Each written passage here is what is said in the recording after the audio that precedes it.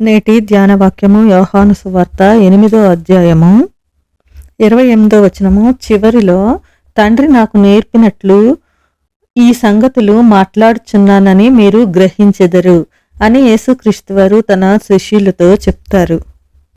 అలాగే నేను వినిన సంగతులనే, తండ్రి వద్ద నేను విన్న సంగతులనే నేను లోకమునకు బోధించుచున్నాను అని అంటారు.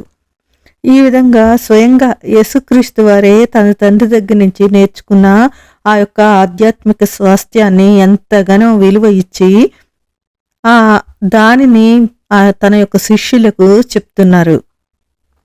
తండ్రి నాకు నేర్పినట్లు ఈ సంగతులు మాట్లాడుచున్నాను, దేవుని రాజ్య సువార్త ప్రకటించాలి, అందు నిమిత్తమే నేను పంపబడితిని అని అంటారు.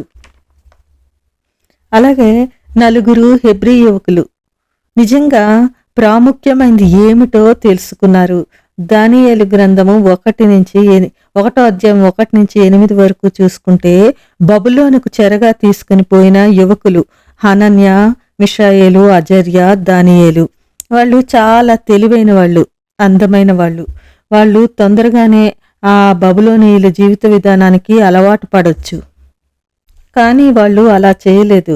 వాళ్ళు అప్పటి వరకు తల్లిదండ్రుల ద్వారా, పెద్దల ద్వారా పొందిన తమ ఆధ్యాత్మిక స్వాస్థ్యాన్ని మర్చిపోలేదు.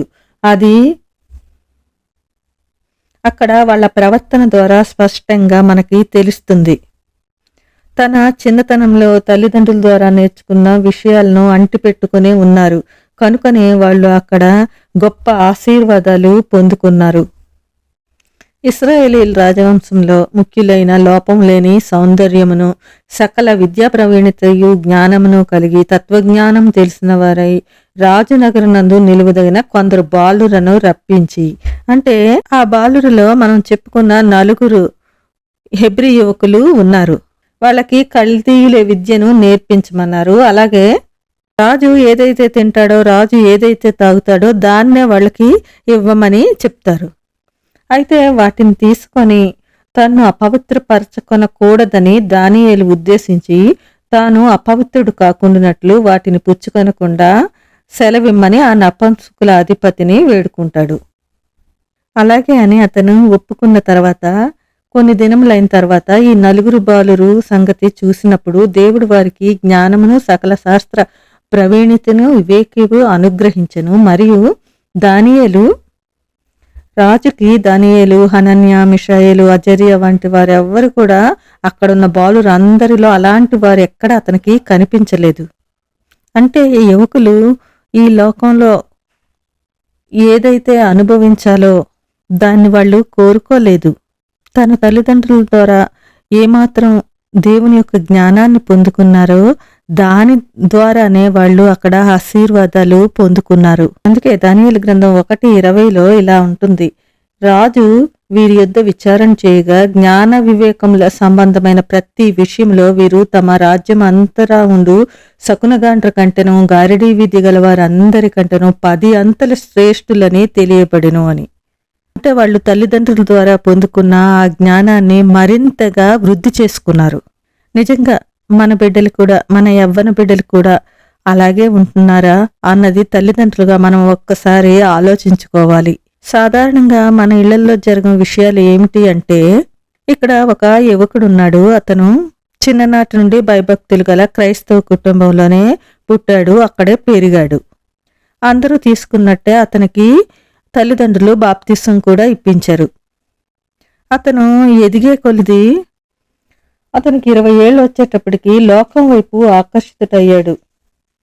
అతను చర్చికి వెళ్తాడు, కానీ అది నామమాత్రమే. ప్రార్థన చేస్తాడు, బైబిల్ చదువుకుంటాడు, అదంతా కూడా నామమాత్రంగానే అతని జీవితంలో జరుగుతున్నాయి. అతను ఈ లోకం చూపించే ఆశల వైపు, సంతోషాల వైపు, సుఖాల వైపే ఎక్కువగా మొగ్గు చూపాడు. ఒకవైపు లోకము, ఒకవైపు దేవుడు. ద్వంద్వ జీవితం. చెడు స్నేహితులు, త్రాగడం, తిరగడం, చెడు అలవాట్లు, ఇవన్నీ తన జీవితంలో భాగం చేసుకున్నాడు. అయితే అతనికి కొంతకాలానికి అర్థమైంది, లోకాన్ని, దేవుని సన్నిధిని బేరీజు వేసుకున్నాడు. ఈ లోకంలో తనకిచ్చే సంతోషం అంతా అప్పటికప్పుడు ఆ గంటకు మాత్రమే అని అతను గుర్తించాడు. ఆ గంట అయిపోయిన తర్వాత అంతా శూన్యం, మనసంతా భారం. చాలా కాలం తర్వాత అతను గ్రహించాడు తనకి నిజమైన సంతోషము ఇవేవి ఇవ్వలేవు అని. ఈ లోకం ఇచ్చే సంతోషాలు తాత్కాలికమే, కానీ దానివల్ల వచ్చే సమస్యలు మాత్రము జీవితకాలం అని గ్రహించాడు. చివరికి అతను గ్రహించింది ఏమంటే, దేవుని సన్నిధి వల్లే, దేవుని దగ్గరికి రావడం వల్లే ఆయన దగ్గర పొందుకున్న ఆశీర్వాదాలే చాలా ఎక్కువ అని. ఇవన్నీ లోకం ఇచ్చే ఈ తాత్కాలిక ఆనందం ముందు చాలా చిన్నవి అని గ్రహించాడు.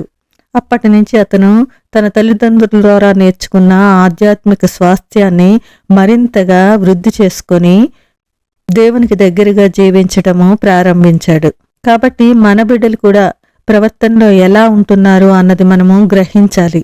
ఇంకా ఈ ఆధ్యాత్మిక స్వాస్థ్యం ద్వారా మనం ఎంతగా బలపడగలమో తర్వాత నేర్చుకుందామండి. అంతవరకు దేవుని కృప మనకు తోడై ఉండునుగాక. ఆమేన్.